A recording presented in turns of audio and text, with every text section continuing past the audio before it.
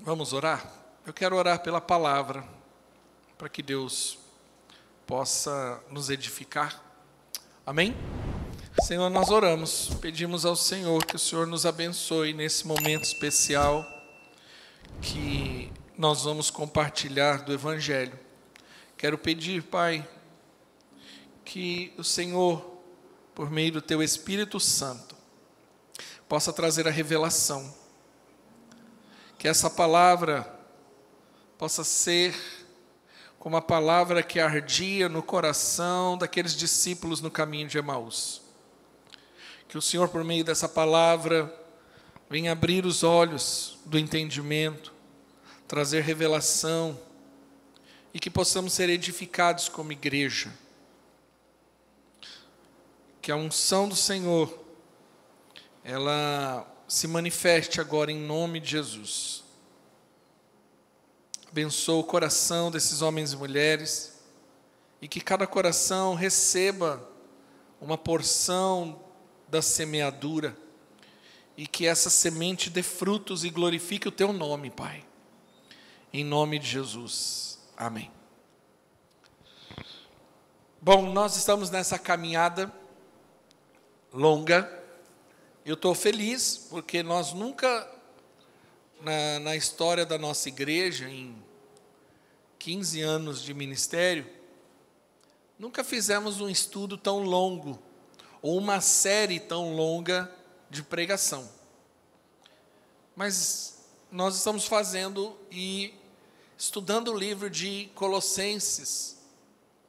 É um livro, na verdade, é uma carta de Paulo à igreja de Colosse, e é um livro relativamente pequeno, 4 capítulos. Porém, ele é muito rico. O livro de Colossenses, ele é um tratado cristológico, ou seja, ele é, de todos os livros do Antigo Testamento, ele tem um propósito, e o propósito é falar da centralidade de Cristo na nossa vida, da suficiência de Cristo na nossa vida. Então, toda a Bíblia fala de Cristo, aponta para Cristo, porém o livro de Colossenses ele tem algo de especial, porque ele é completamente centrado em Cristo. E nós estamos aí, hoje é a 14ª semana, ou seja, já passamos de 3 meses falando e estudando aqui as Escrituras. E nas mensagens anteriores, elas são divididas em grupos, blocos. Nas 3 mensagens anteriores, que deram início ao capítulo 3,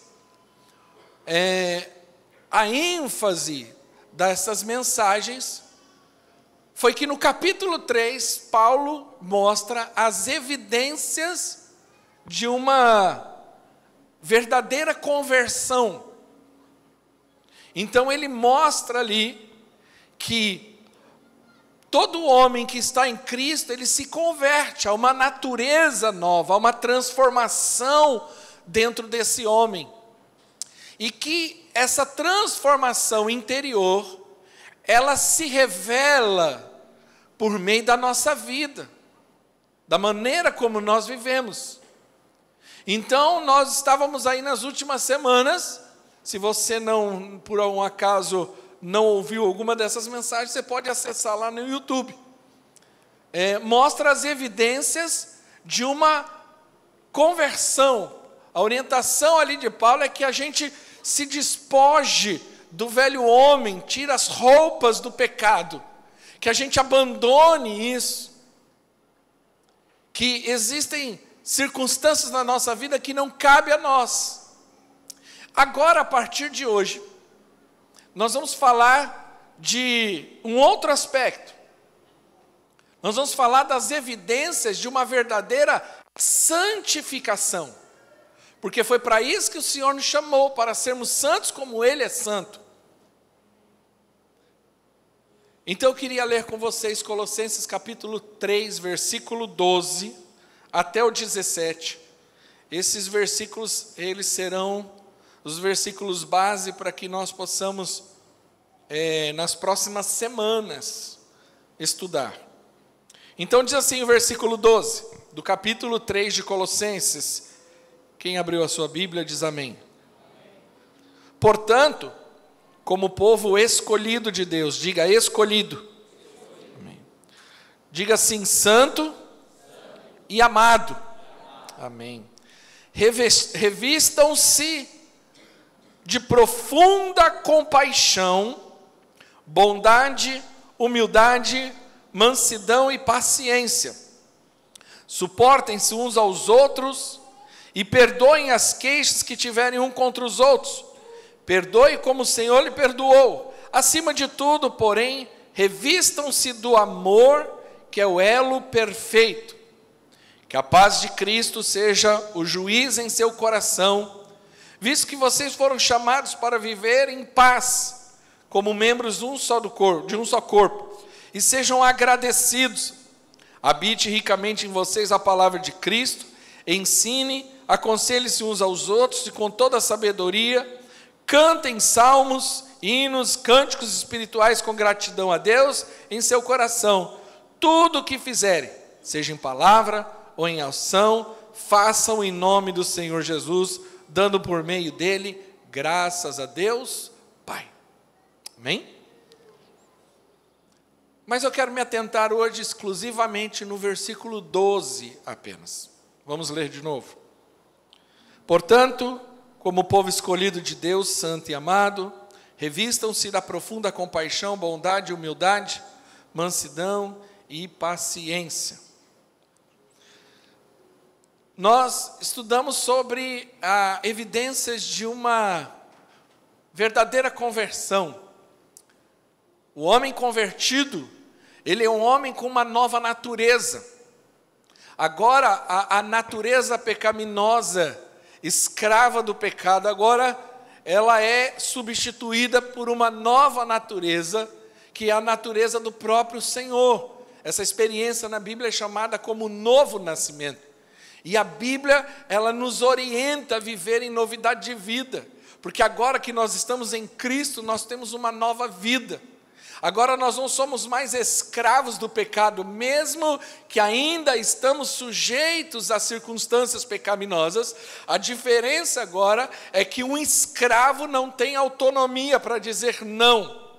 Hoje, o cristão convertido com essa nova natureza, agora pelo poder dessa nova natureza e do Espírito Santo, ele tem o poder de dizer não ao pecado.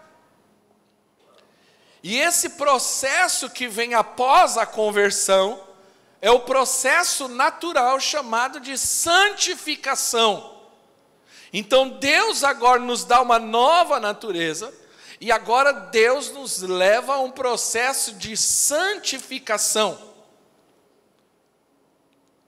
Porque a vida cristã, ela é marcada pelo lado negativo e positivo.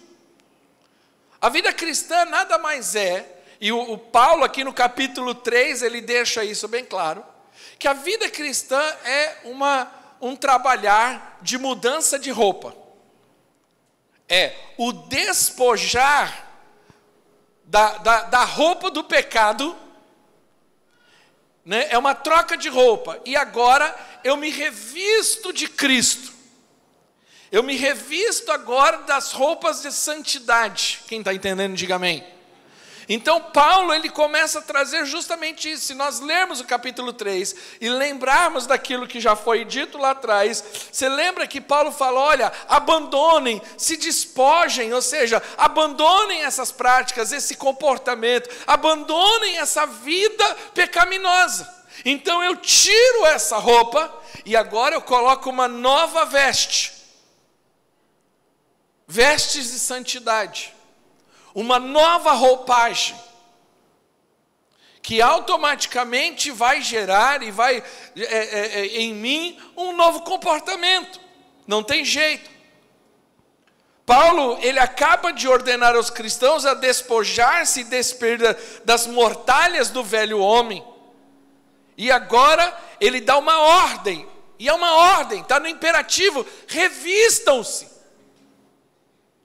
Não está falando que Deus vem e coloca, mas é algo também, é uma ação da minha parte. Porque a santidade, ela é justamente isso. A santidade, ela é uma obra de Deus em nosso interior, porém, é também uma decisão pessoal. Eu não durmo de um jeito e acordo santo. Mas a santidade, ela é um processo de Deus em nós, mas que me capacita também a decidir pela santidade. Por isso que você vai ler nas Escrituras expressões como sede santo porque eu sou santo. Porque justamente o verbo está sempre nessa condição. Ou seja, existe uma responsabilidade da minha parte. Tem um texto de Jó que eu acho maravilhoso, porque ele diz assim, olha, eu fiz uma aliança com os meus olhos para não olhar para que não presta. Olha que coisa. Ou seja, eu posso olhar, mas eu decido não olhar. Eu posso escutar, mas eu decido não escutar. Eu posso tocar, mas eu decido não tocar. Essa é a ação do Espírito Santo em nós. Ele nos leva a viver em verdadeira santidade. Quais as evidências dessa santidade? Obrigado, Léo. Quais as evidências que Deus nos dá? E por que nós devemos tirar essa velha roupa do velho homem e colocar agora uma roupagem nova? Romanos 6, versículo 4, diz que nós devemos viver em novidade de vida. Há uma orientação no livro de Romanos, que nós devemos viver em novidade de vida, ou seja, Deus agora, Ele está nos dando uma nova vida, e nós devemos viver essa nova vida da parte de Deus. Eu acho estranho, porque cristianismo genuíno, vamos colocar assim, o cristianismo raiz, ele não é um dogma ou uma prática de você ir na igreja, sentar num banco, participar de um culto. Cristianismo é uma transformação de vida. O que me assusta um pouco em alguns momentos, e é um processo às vezes interno de muita paciência, mas às vezes me assusta essa desconexão que algumas pessoas fazem de que ela se diz cristã, mas ela continua vivendo numa vida pecaminosa. Não tem cabimento, porque biblicamente não há condição para isso. Ah, mas eu creio, pastor, eu amo a Deus. Não estou duvidando da fé, e eu não estou duvidando do seu sentimento em relação a Deus, mas automaticamente toda a vida cristã, todo nascido de novo, como o novo nascimento, ele vai trazer evidências, e a evidência primordial de um novo nascimento, automaticamente é a santificação. Hebreus diz que sem santidade, sem a santificação, ninguém vai ver o Senhor. Cristianismo é abandono do pecado. O homem que não nasceu de novo, ele não tem poder de abandonar, ele é escravo. Mas agora com essa nova natureza, Deus me deu a capacidade de abandonar, que é o arrependimento. Que é dizer, não Deus, eu estou errado. É a experiência de Isaías, descrito lá no texto de Isaías 6, quando Isaías vê Deus, vê o alto e sublime trono, a primeira coisa que ele faz, ele se arrepende. Ele fala, Deus, eu sou um pecador, eu moro no meio de um povo pecador, um povo que tem lábios impuros, e eu tenho lábios impuros. Tem misericórdia de mim. A verdadeira conversão sempre vai nos levar a uma vida de arrependimento, e não de continuar uma vida vivendo em pecado.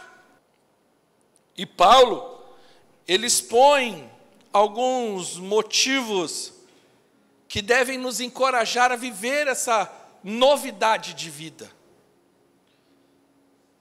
Porque a santificação, ela está fundamentada na graça de Deus, ou a graça recebida por Deus.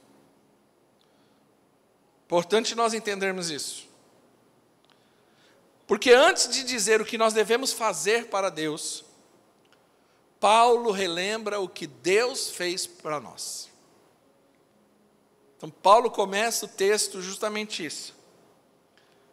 Vida cristã não é algo que construímos pelos nossos méritos ou esforços, mas é o resultado daquilo que Deus fez por nós em Cristo Jesus. Toda a vida cristã está baseada na graça de Deus.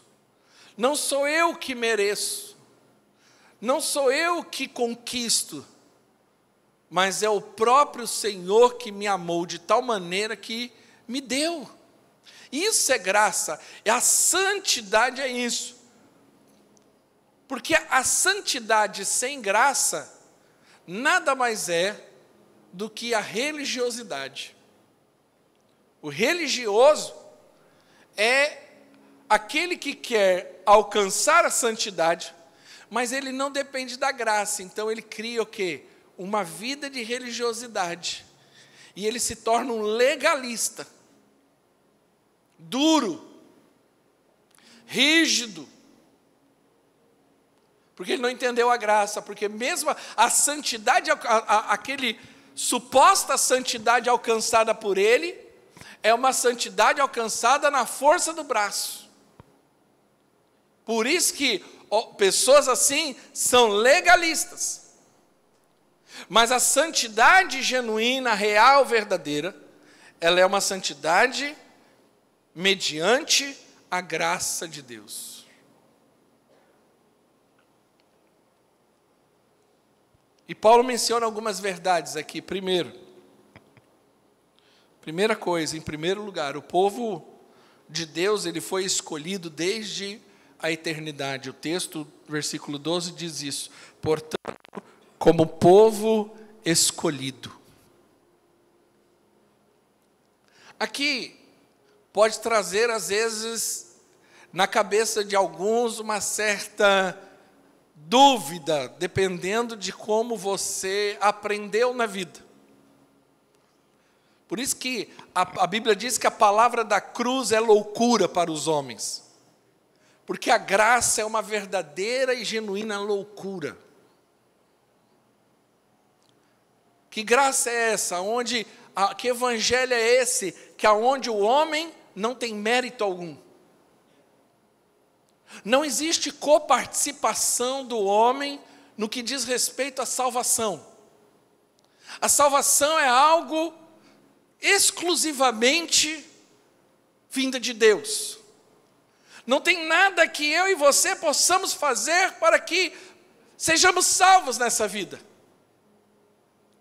Então, automaticamente a salvação e até a santificação, ela é justamente baseada na graça de Deus. E a primeira coisa que nós temos que aprender sobre isso é que o povo de Deus foi escolhido. Quem é povo de Deus, diga amém. Então você foi escolhido.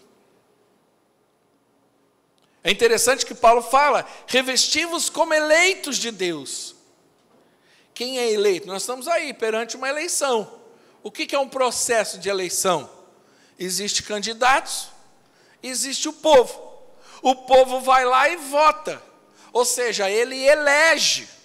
Não é o candidato que se torna, por mérito próprio, o representante. Não, ele só se torna o representante porque ele foi eleito, no caso da democracia, pela maioria. Não é assim? Às vezes a gente lê algumas palavras na Bíblia e não pensa um pouco sobre ela. Mas a eleição é justamente isso. Revistam-se como eleitos de Deus. Quem é o eleito? É aquele que foi escolhido. A Bíblia, ela deixa claro que nós somos eleitos. E que a eleição divina, ela é eterna.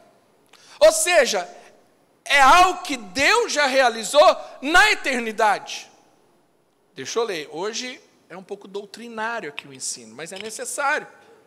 Porque tem gente que ainda acha, né, e nós não temos essa linha teológica, não cremos nisso, que uma pessoa salva pode perder a salvação. Por quê? Porque você não perde aquilo que você não conquistou por mérito.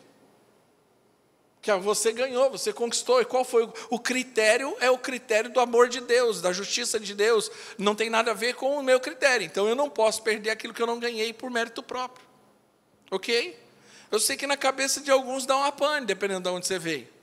Mas peraí. Mas vamos lá. 2 Timóteo 1,9.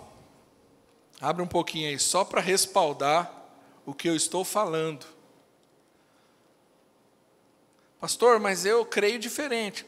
Fica à vontade, irmão. E não briga comigo, briga com a Bíblia. 2 Timóteo 1,9.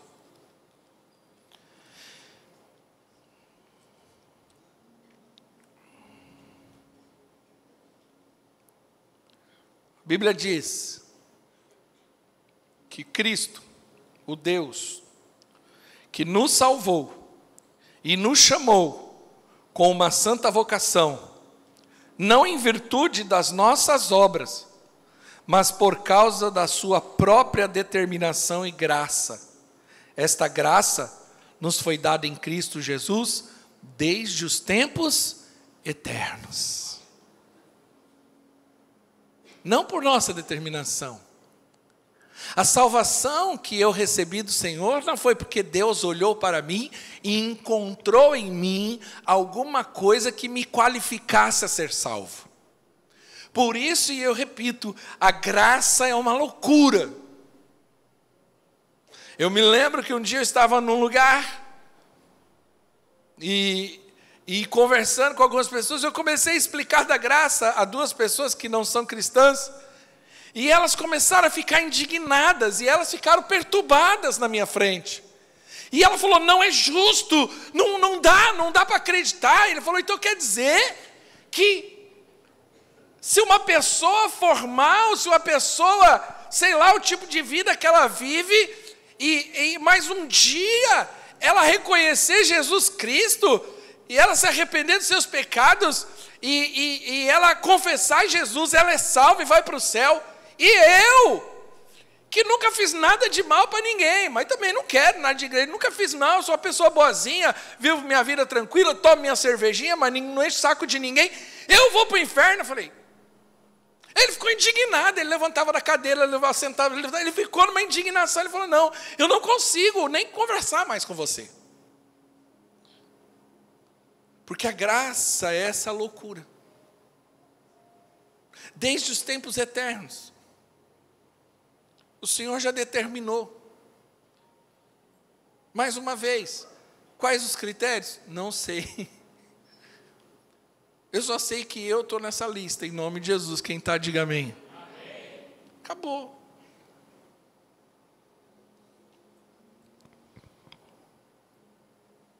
A Bíblia diz que ela é realizada em Cristo e para a salvação.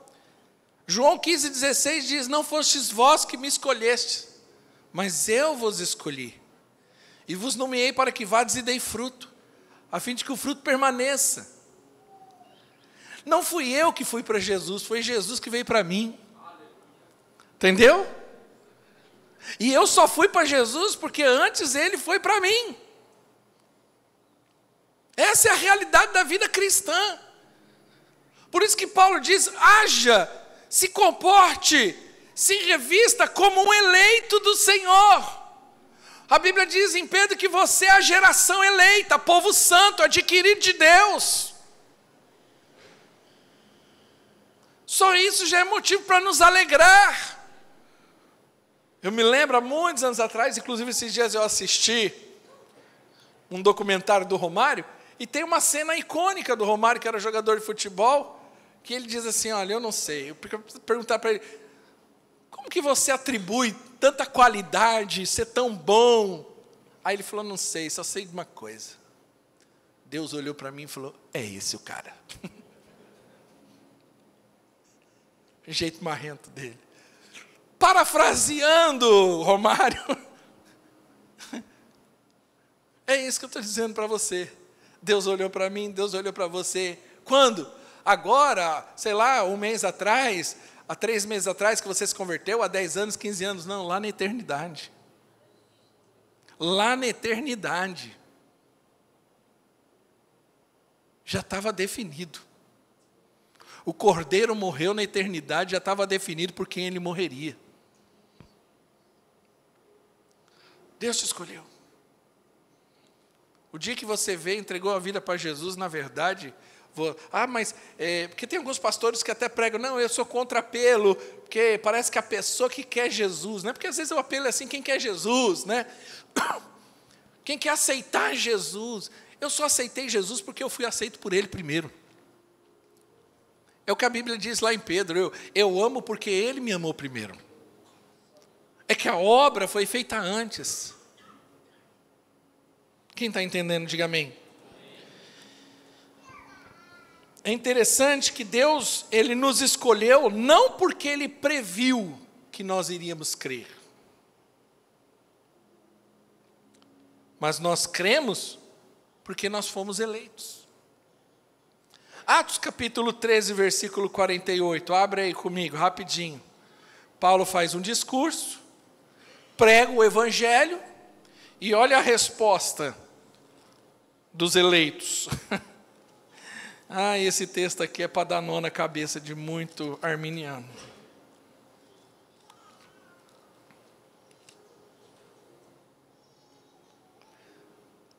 Versículo 48 de Atos 13. Ouvindo isso, os gentios alegraram-se e bendisseram a palavra do Senhor e creram todos os que haviam sido designados para a vida eterna.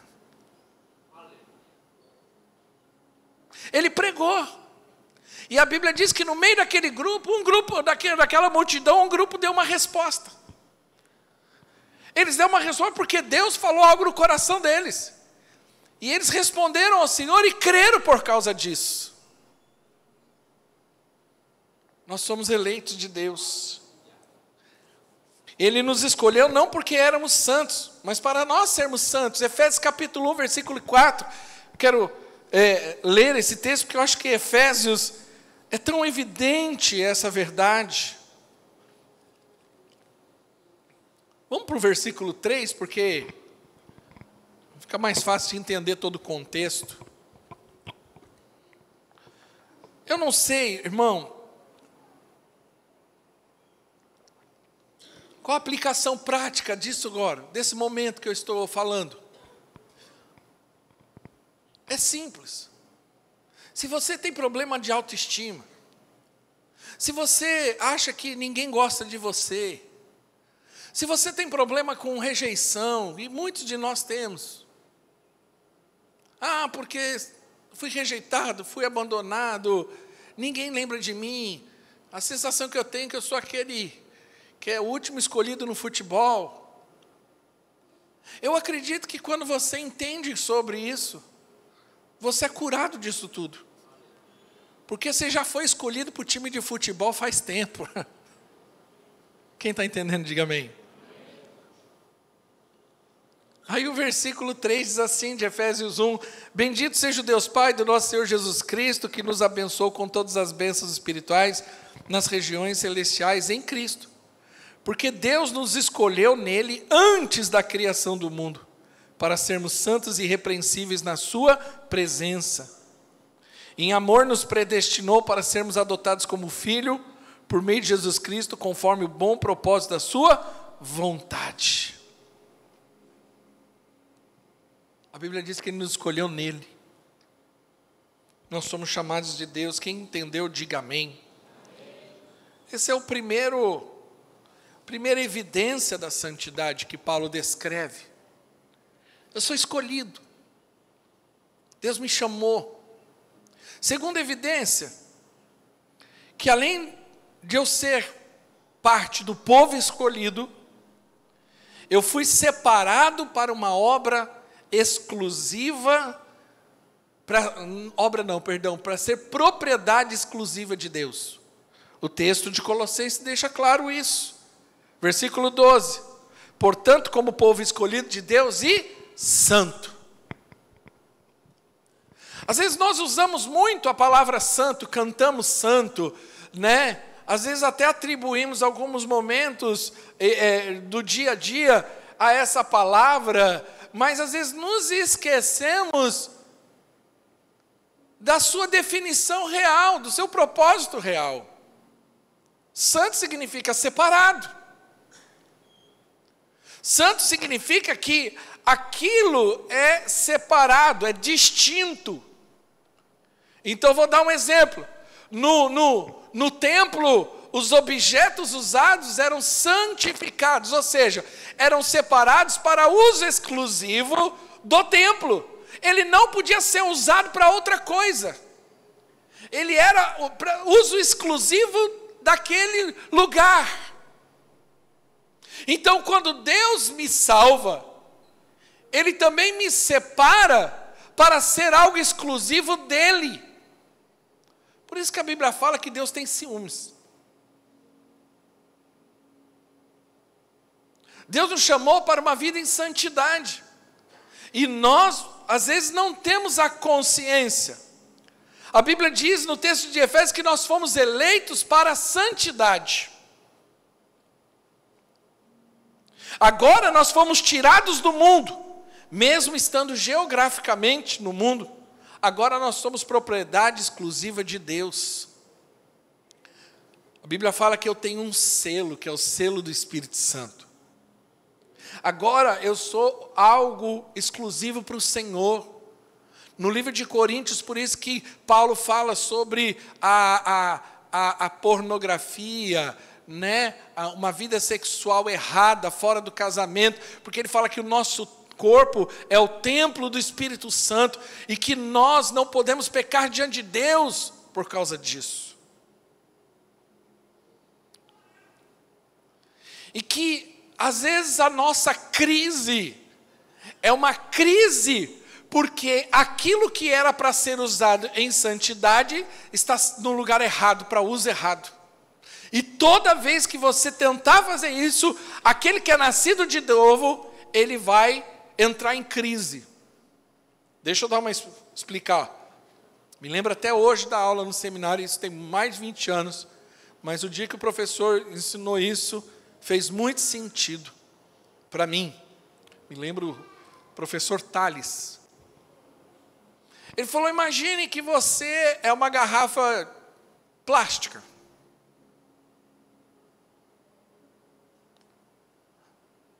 E quando você está no mundo, né, você pode ter várias coisas lá dentro. Porém, imagine que você coloca querosene dentro dessa garrafa, ou gasolina. Você precisou, você usou ela para gasolina, para querosene. Depois que acabou a querosene ou a gasolina, nunca mais você consegue usar ela para outra coisa, porque impregna de uma tal forma que tudo que você quiser colocar dentro dela vai ficar com gosto de gasolina ou querosene. Quem está entendendo? Fica impregnado. A santidade em Deus, ela é assim. Você já teve a sensação de você às vezes querer fazer coisas, estar em lugares, e aquilo é um negócio que lhe incomoda e gera uma crise? Porque a garrafa de querosene tentando colocar uma Coca-Cola dentro. Perdeu o gosto, perdeu a graça. Ficou estranho.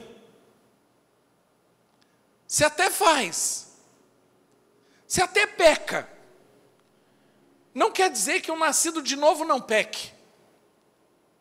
A diferença é que quando ele peca, ele sente na hora que algo está errado.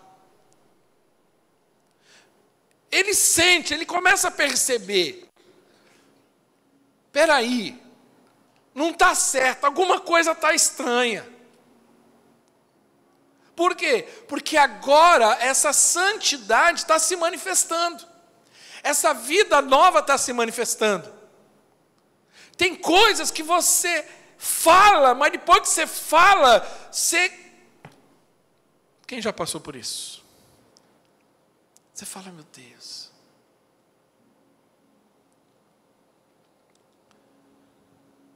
Porque agora nós somos propriedade exclusiva de Deus.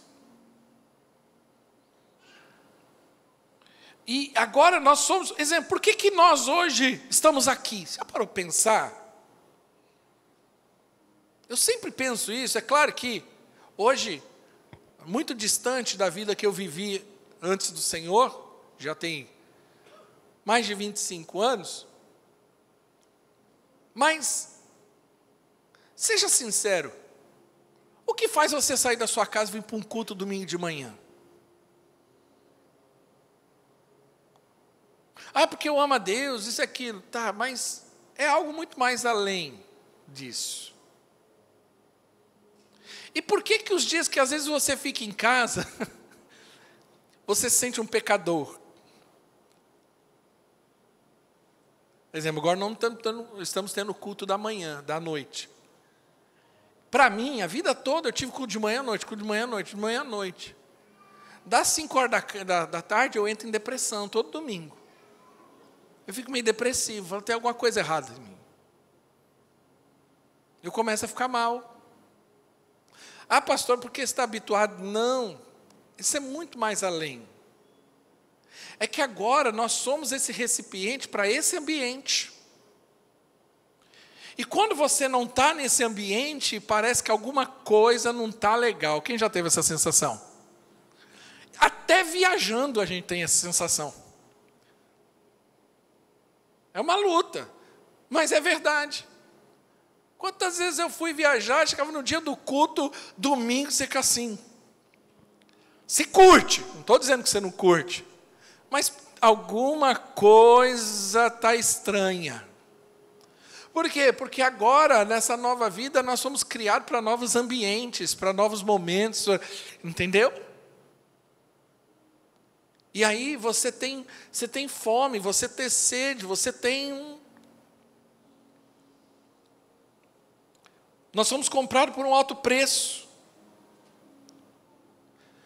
O autor Warren Wiersbe afirma que assim como a cerimônia de casamento separa um homem e uma mulher um para o outro de modo exclusivo, porque o que é o casamento? É isso.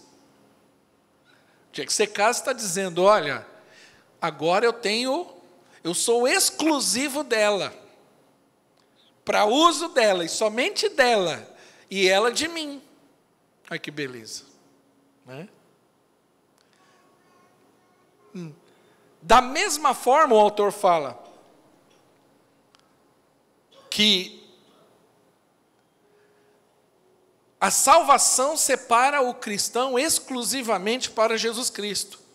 E da mesma forma que seria escandaloso ver uma mulher casada ou um homem casado correr para os braços de outra pessoa, também é um escândalo um cristão viver para o mundo ou viver para agradar a carne. Terceiro lugar, terceira evidência de santidade. Primeira, eu sou escolhido, eu sou chamado de Deus, Deus me escolheu. Segundo, eu sou separado para Deus. Terceiro, eu sou amado, diga, eu sou amado. O texto do versículo 12 diz, portanto, como povo escolhido de Deus, santo e amado.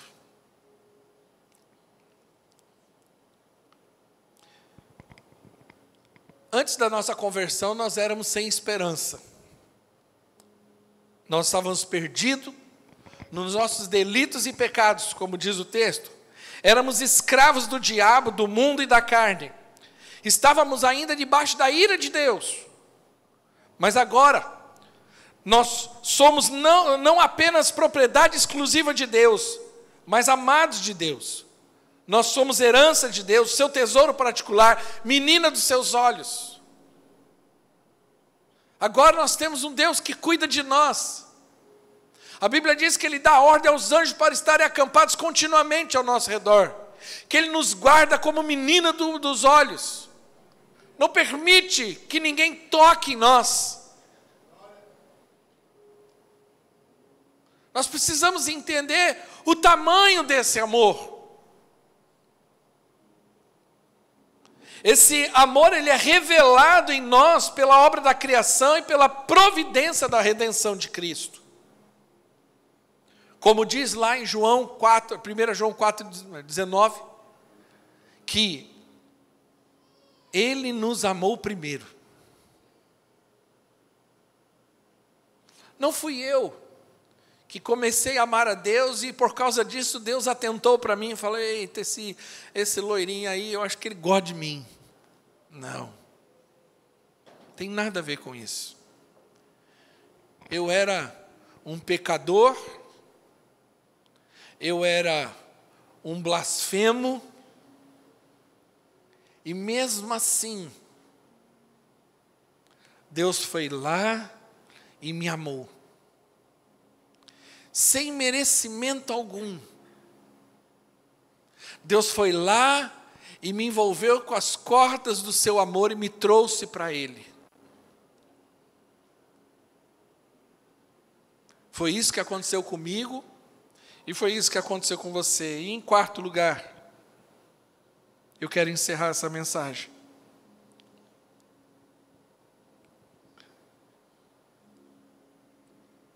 A quarta evidência da santidade é que nós fomos completamente perdoados. Deus não apenas nos escolheu, nos santificou, nos amou, mas também nos perdoou. A Bíblia diz que Ele cancelou toda a dívida.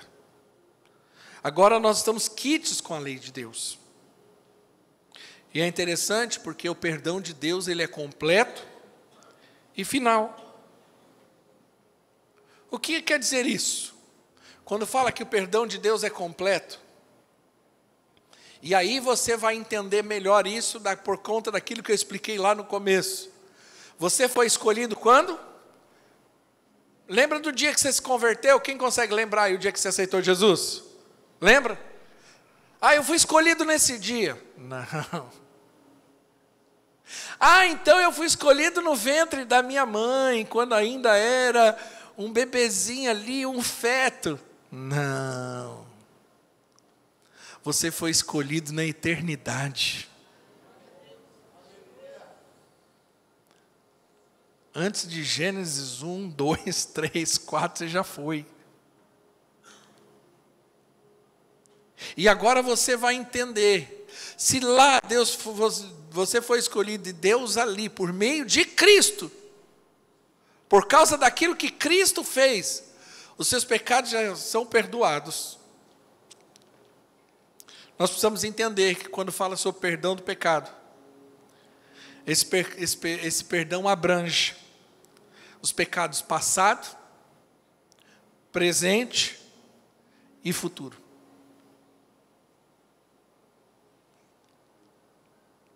Por isso que a Bíblia diz em Romanos 8:1 que não há mais condenação para aqueles que estão em Cristo Jesus.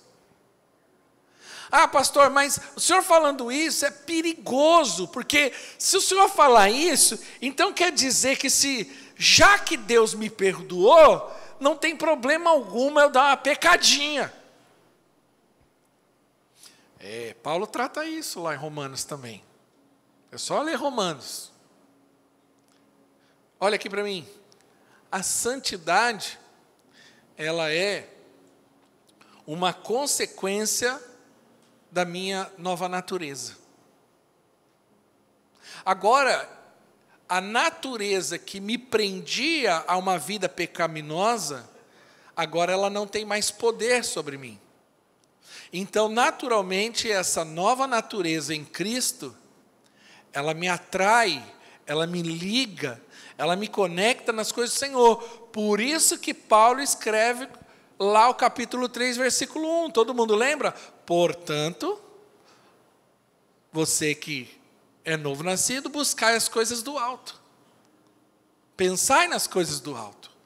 Agora você tem condição de fazer isso. A santidade, e a banda pode subir, por favor. A santidade, ela é um processo de Deus em nossos corações, mas ela também é, agora, uma decisão pessoal. Na prática, olha aqui para mim, presta atenção. O que é isso? Eu ando na rua, estou colocando aqui de forma bem prática. Passou aquelas mulheres saindo de academia, com aquelas roupas que Deus me livre. Escrito assim, Pombagira.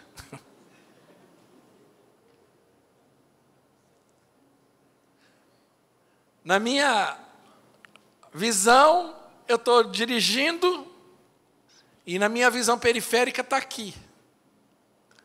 Naquele microsegundo, eu preciso tomar uma decisão. Para onde vai o meu olho?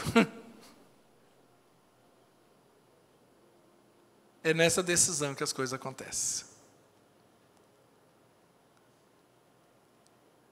Eu estou aqui, assistindo televisão.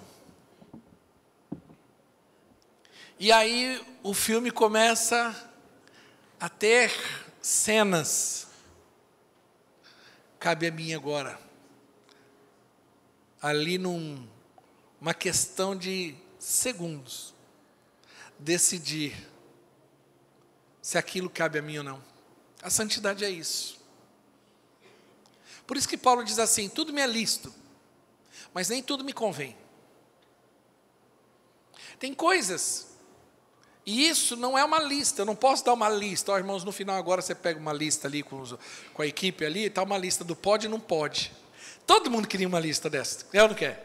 Todo mundo queria uma listinha dessa, ia ficar mais fácil. Poxa vida, oh meu Deus do céu. Então esse lugar pode, aquele lugar não pode. Isso aqui pode comer, aquilo não pode comer. Isso aqui pode falar, aquilo não pode falar. Isso aqui pode assistir, aquilo não pode assistir. Está errado.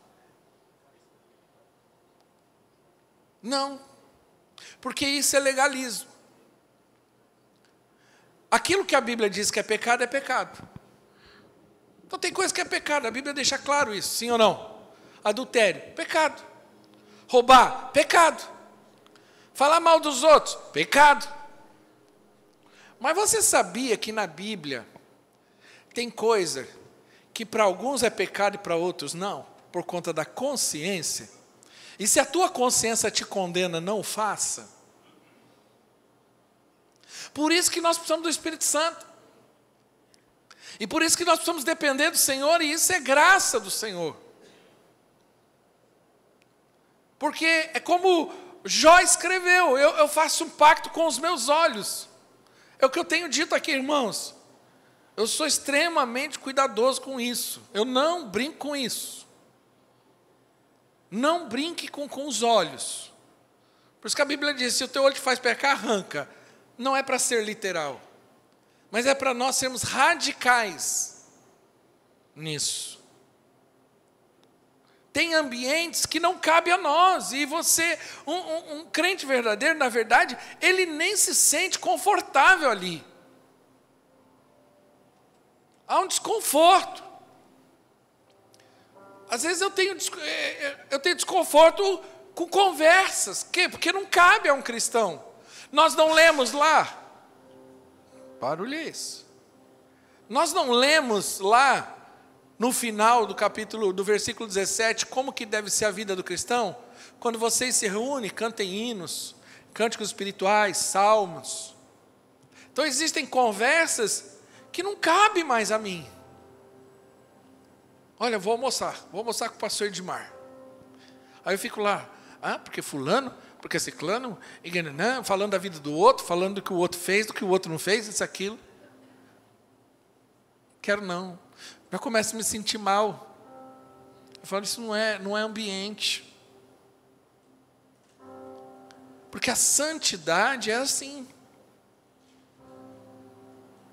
Você começa a ter uma vida que você entende que você está separado, e aquilo...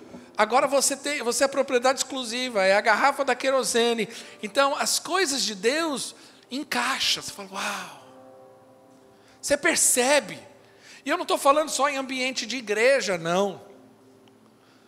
Mas você chega num lugar, você na hora já percebe aquele ambiente, se ele é de Deus ou não. Sim ou não? Quem já não teve essa experiência? Eu já tive experiência até dentro de igreja. De você chegar... Às vezes é um ambiente estranho, muito diferente daquilo que eu estou acostumado, mas você fala assim, não, mas tem algo de Deus aqui, entendeu? Tem algo de Deus aqui. E tem ambientes que você fala assim, não dá. Você se sente desconfortável. Porque a santidade, ela se manifesta dessa forma. Você começa a ter prazer nas coisas do Senhor. Você começa a se alegrar nas coisas do Senhor. Quem está entendendo, diga amém. Nesses dias, nós vamos nos aprofundar nesse texto. Mas eu quero dar uma dica a você. Confie e coloque a sua vida baseando-se na graça de Deus. Se eu sair daqui hoje e falar assim, eu vou ser o homem mais santo do mundo, eu vou entrar em crise em menos de 24 horas. Porque nós não passamos um dia sem pecar. Esse dia, estudando sobre livre-arbítrio, a pergunta que um fez para o outro na hora do meu estudo foi isso. Tá bom, então você tem livre-arbítrio? Então você consegue passar um dia sequer sem pecar? O outro falou, não, então você não consegue.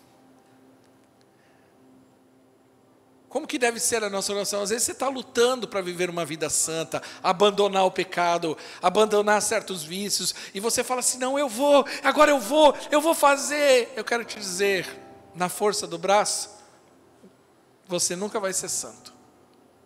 A sua santidade é baseada na graça de Deus. Foi Deus que me escolheu, é Ele que me santifica. Uma das maneiras da santidade fluir em nossas vidas, a Bíblia deixa claro isso. Efésios fala que o homem deve amar a mulher como Cristo amou a igreja, e Ele santifica a igreja por meio da palavra.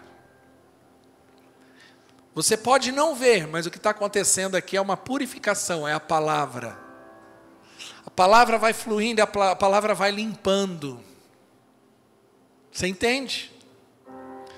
Toda vez que você recebe a palavra, que você se alimenta da palavra, a palavra te limpa, ela arranca alguma coisinha ali. Ela vai, ela tira, eu percebo isso. Sexta-feira eu cheguei num acampamento um pouco cansado, um pouco estressado e um pouco ruim internamente. Sentei lá no fundo, fiquei, os jovens naquela animação toda e eu em outra vibe. Mas aí o pastor começou a pregar. E eu fiquei quieto ouvindo a pregação, prestando atenção. Até briguei com os que estavam no meu lado, porque onde for fundo, parece que o povo gosta de se mexer, né? O pessoal fica, vamos ouvir, prestar atenção. Precisa sentar mais na frente mesmo. E aí o pastor começou a ministrar. Aí fui para casa, meditei. Voltei no outro dia, outro pastor, mesma coisa, ele pregando lá e eu sentadinho lá atrás, quieto. Brigando com quem estava se movimentando também de novo. Mas ouvindo o pastor. Quando eu percebi, o coração estava limpo. Até jogamos vôlei. Fizemos um time lá, o Dream Team. Time de bispos. Eu, minha esposa, pastor Edmar, pastora Solane. E um time de peso, Éder, Luiz. Jogamos muito. Perdemos. Até joguei vôlei com os meninos. Não aguentei mais com a partida. Mas eu quero te dizer, a palavra tem esse poder de nos santificar, de nos purificar.